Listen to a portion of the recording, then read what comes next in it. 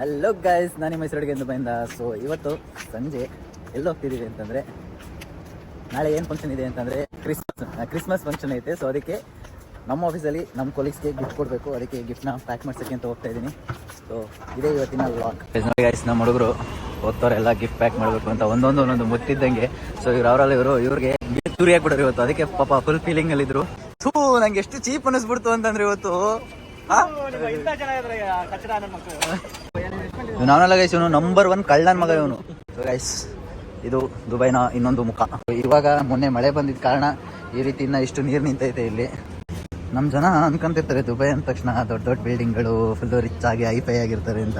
So ಇಲ್ಲ, ಇಲ್ಲಿ ಇನ್ನೊಂದು ಮುಖನೂ ಇದೆ ದುಬೈಲಿ. ಬಟ್ ಅದು ಯಾರು ನೋಡಿರಲ್ಲ ಅಷ್ಟೇ. ಇದೆ ನೋಡಿ, ಇಲ್ಲಿ ಬಟ್ಟೆಗಳನ್ನ ಎಷ್ಟು ಒಣಗಿಸವ್ರೆ. ಇದು ಬೆಡ್ ಸ್ಪೇಸ್ ಅಂತಾರೆ ಇದ್ರೊಳಗಡೆ ಇರೋದು. ಫೈನಲಿ ನಾವು ಗಿಫ್ಟ್ನ ಪ್ಯಾಕ್ ಮಾಡ್ಸೋಕ್ಕೆ ಅಂತ ಬಂದ್ವಿ ಗಿಫ್ಟ್ ಸಿಟಿ. ಸೊ ಇದೊಂಥರ ಸೂಪರ್ ಮಾರ್ಕೆಟ್ ಇದ್ದಂಗೆ. ಇಲ್ಲಿ ಎಲ್ಲ ಥರದ ಐಟಮ್ಗಳು ಇರುತ್ತೆ. ನೋಡಿ ಗೈಸ್, ನಮ್ಮ ಹುಡುಗರೆಲ್ಲ ನಾಳೆ ಕ್ರಿಸ್ಮಸ್ಗೆ ಅಂತ ಗಿಫ್ಟ್ ಪ್ಯಾಕ್ ಮಾಡಿಸೋದ್ರೆ ಇಲ್ಲೆಲ್ಲ ಬ್ಯುಸಿ ಇದ್ದಾರೆ. ಸೊ ಇಲ್ಲಿ ನೋಡಿ, ಇಲ್ಲಿ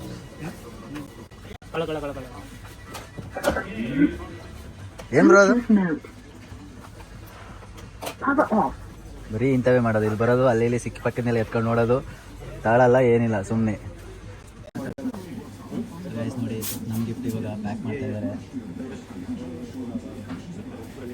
ಸೊ ಇಲ್ಲಿ ಪ್ಯಾಕ್ ಮಾಡೋದು ಸಪ್ರೇಟ್ ಚಾರ್ಜ್ ಕೊಡಬೇಕು.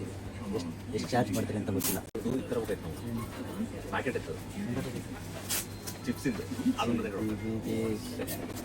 ಗೈಸ್, ದುಬೈಲಿ ಶಕೆ ಅಂತಿದ್ದಾಗ ಈ ರೀತಿ ಫ್ಯಾನ್ಗಳನ್ನ ಇಟ್ಕೊಂಡು ಹೋಗ್ತಾ ಇದ್ರೆ ಎಷ್ಟು ಆನಂದ ಆಗುತ್ತೆ ಗೊತ್ತಾ. तुमको इधर भी फ्री में मिलता है ना, तुम करते नहीं रहता ना. ಈ ಥರ ಒಂದು ಶಾಪಿಗೆ ಬಂದರೆ ನಿಮಗೆ ಓವರ್ ಆಲ್ ಬಟ್ಟೆಯಿಂದ ಹಿಡಿದು ಫುಡ್ ಐಟಮಿಂದ ಹಿಡಿದು ಎಲ್ಲ ಥರದ ಐಟಮ್ಗಳು ನಿಮಗೆ ಇಲ್ಲಿ ಸಿಗ್ತವೆ.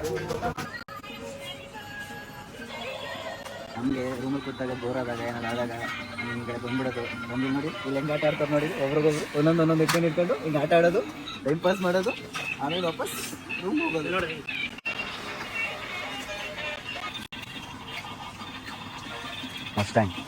ಮಸ್ಟ್ಯಾಂಗ್ ಕಾರ್ ಲವರ್ಸ್ ನೋಡಿ, ಇವಾಗ ರೋಬೋಟ್ ಆಗ್ತಾ ಇದೆ. ಓ, ಟ್ರಾನ್ಸ್ಮಿಷನ್.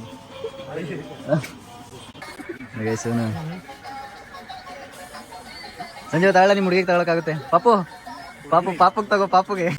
ಇಷ್ಟೇ ಗೈಸ್ ಇವತ್ತಿನ ವ್ಲಾಗ್. ನೆಕ್ಸ್ಟ್ ವಿಡಿಯೋದಲ್ಲಿ ಸಿಗ್ತೀನಿ.